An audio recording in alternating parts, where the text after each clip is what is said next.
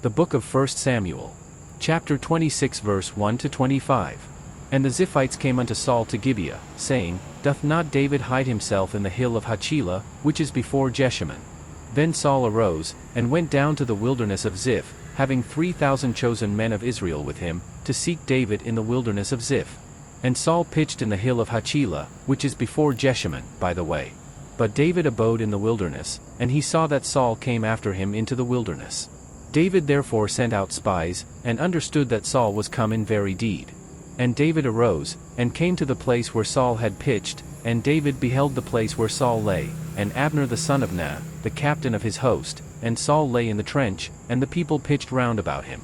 Then answered David and said to Ahimelech the Hittite, and to Abishai the son of Zeruiah, brother to Joab, saying, Who will go down with me to Saul to the camp? And Abishai said, I will go down with thee. So David and Abishai came to the people by night, and, behold, Saul lay sleeping within the trench, and his spear stuck in the ground at his bolster, but Abner and the people lay round about him.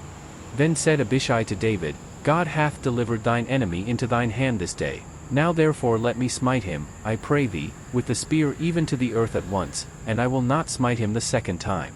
And David said to Abishai, Destroy him not, for who can stretch forth his hand against the Lord's anointed, and be guiltless?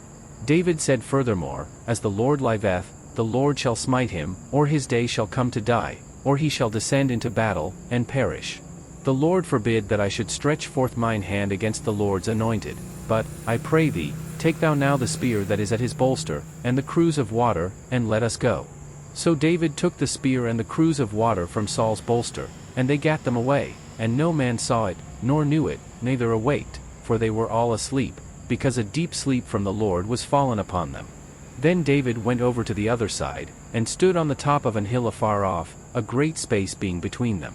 And David cried to the people, and to Abner the son of Ner, saying, Answerest thou not, Abner? Then Abner answered and said, Who art thou that criest to the king? And David said to Abner, Art not thou a valiant man? And who is like to thee in Israel? Wherefore then hast thou not kept thy lord the king? For there came one of the people in to destroy the king thy lord.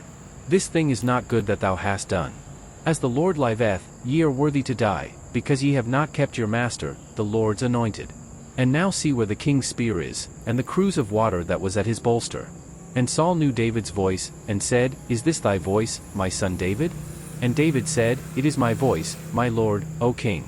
And he said, Wherefore doth my lord thus pursue after his servant? For what have I done? Or what evil is in mine hand?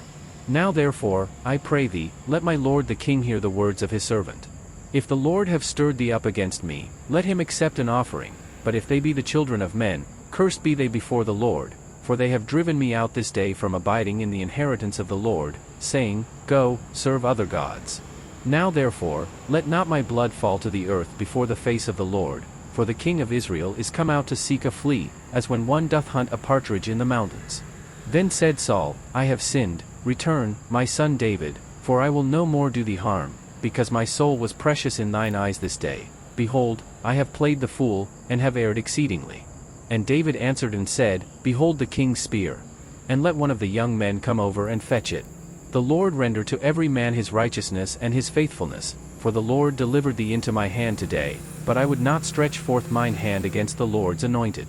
And, behold, as thy life was much set by this day in mine eyes, so let my life be much set by in the eyes of the Lord, and let him deliver me out of all tribulation. Then Saul said to David, Blessed be thou, my son David, thou shalt both do great things, and also shalt still prevail. So David went on his way, and Saul returned.